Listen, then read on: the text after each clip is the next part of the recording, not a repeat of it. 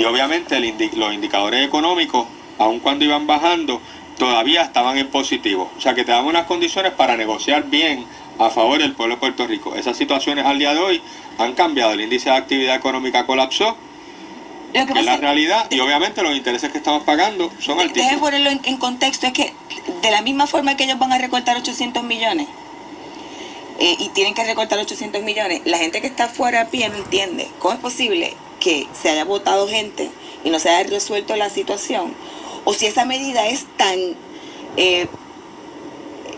de alguna forma no resuelve a largo plazo, como que ahora recorten 800 millones y después, dentro de 3 años, vuelva a ocurrir lo mismo. O sea, la gente de a pie no entiende, pero ven acá, no votaron a gente en la pasada fiscalía. Oye, no habían puesto una reforma fiscal en el gobierno compartido. Entonces, que todo el mundo tiene la culpa o que no se hicieron las cosas correctamente votando dinero por otro lado. Ahí es que he tenido la oportunidad de meterme hasta ñu en todo lo que tiene que ver con la ingeniería de gobierno. No hay soluciones simples para resolver el problema. Un ejemplo, y si podemos hablar y podemos dar culpa aquí, vamos a llegar a Luis Muñoz Marín. Por eso. Desde la disciplina fiscal que estaba cuando el gobierno compartido y hasta la ley 2 que la eliminaste en enero, entonces la aplicas al otro y tú no te la aplicas. Había fondos ARRA antes y no había, y no fueron al mercado. O sea, podemos estar aquí 20 horas. Estamos perdiendo tiempo. Todo el mundo hizo todo lo que tenía que dar, porque no es una sola solución. Claro, entonces tampoco es tan simple decir, vamos a reducir un 10%, porque tú no puedes reducir un 10% en la medicina. Tú no puedes reducir un 10% en la seguridad del país. Tú no puedes reducir un 10% en la educación del país.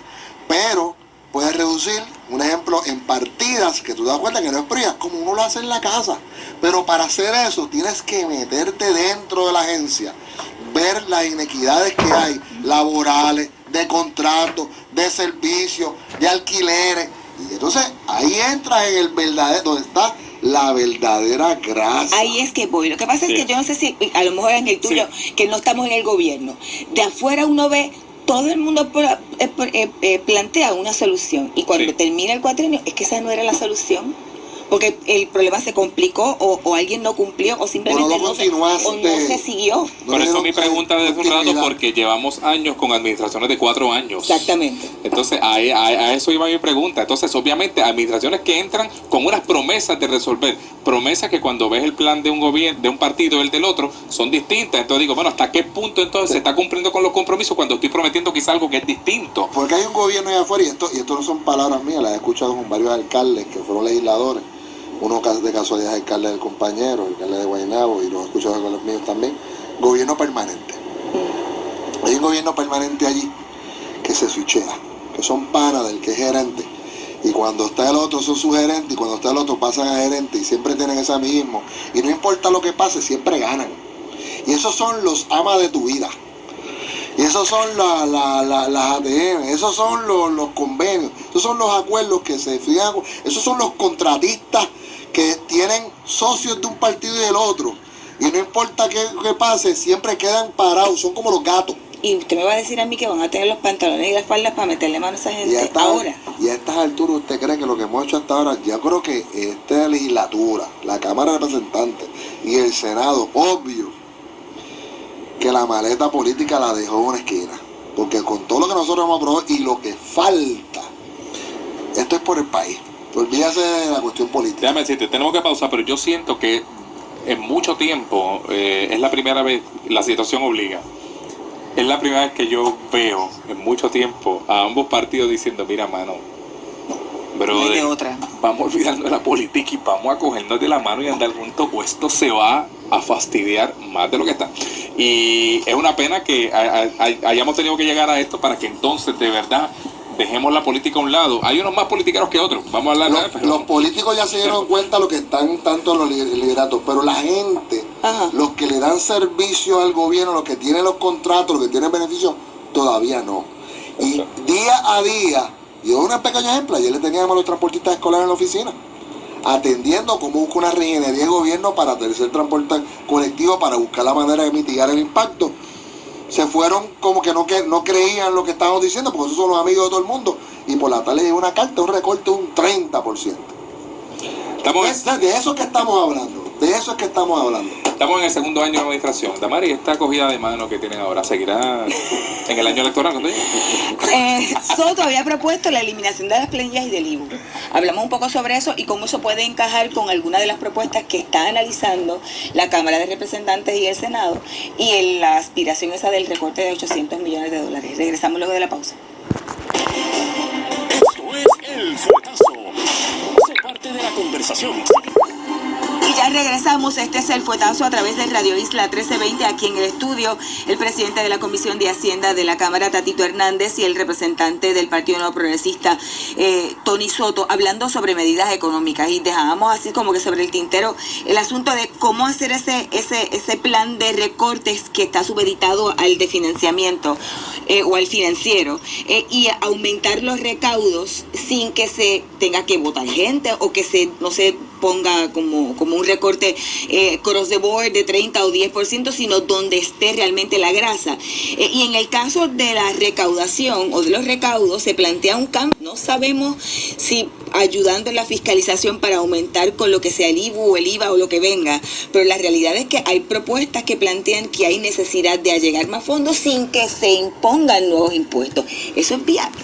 Lo que pasa es que al final, no importa que veamos esto desde el punto de vista puramente gobierno, si tú no tienes una economía vibrante, si tú no tienes un sector económico que tenga la capacidad para echar para adelante, vas a seguir en el spiral, vas a seguir bajando hasta que termine de colapsar. O sea, tú no puedes levantar el país solamente pensando en el enfoque fiscal. Y ese no ha sido el error, que se pierda el cuadro de las finanzas sin pensar en encender el motor de la economía. Ese precisamente ha sido el error. Y Tatito te mencionaba 3 áreas específicas, 3 planes específicos que se tenían que trabajar con los bonistas. Uno era el financiero, el otro era los recortes de gastos y el último era los recaudos. Y yo quiero poner esto sobre la mesa y en el siguiente contexto.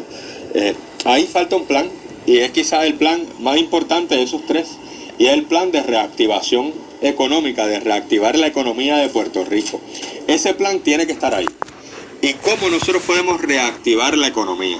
Y mi propuesta va dirigida en esa línea y espero que se le dé el análisis serio que se merece la propuesta y no como ha surgido con otras medidas que yo he radicado que lamentablemente no han sido atendidas y hoy se habla de ese tema. Por ejemplo, desde febrero del año pasado, el 2013, yo radiqué una medida para hacer un análisis de todos los sueldos de confianza en el gobierno, en las 3 ramas, y que se creara una comisión conjunta para evaluarlo.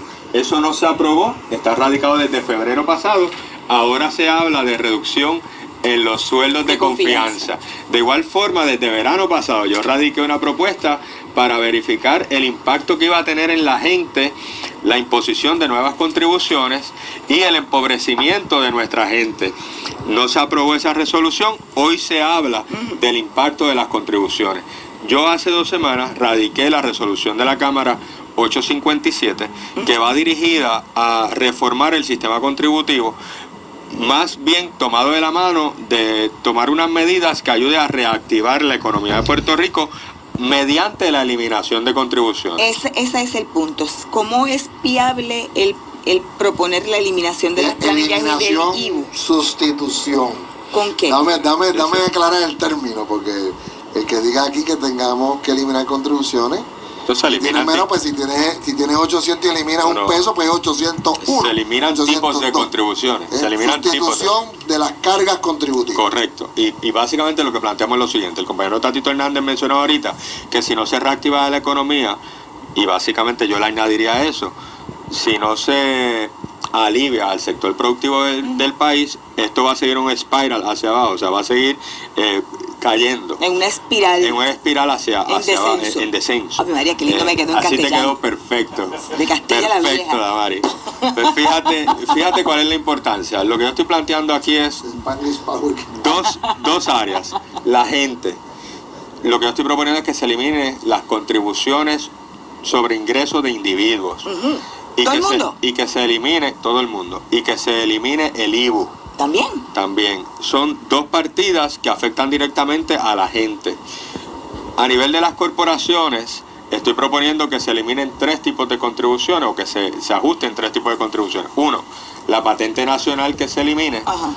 Número 2, que se reviertan las tasas contributivas a la fecha del 2011, que son un 10% menos de lo que está ahora mismo. Y entonces chavos menos. Y los árbitros de vehículos que se reajusten, todos significaría reinyectarle a la economía o dejarle a la gente y a las corporaciones, pymes, pequeños y medianos comerciantes de Puerto Rico, dejarle en el bolsillo $4 billones que obviamente lo van a reinyectar en la economía y crearía un movimiento económico mayor de lo que hace ese dinero en el bolsillo del gobierno. ¿Cómo sustituimos eso? Que es el planteamiento de Tatito, que decía, no hables de eliminación, sino de sustitución. Obviamente, entonces, ¿cómo llegamos nuevos recursos al gobierno? La propuesta mía va dirigida a que se establezca un arbitrio general en la entrada, en los muelles, aproximadamente alrededor de un 12%. Es un sistema más simple para Hacienda poderlo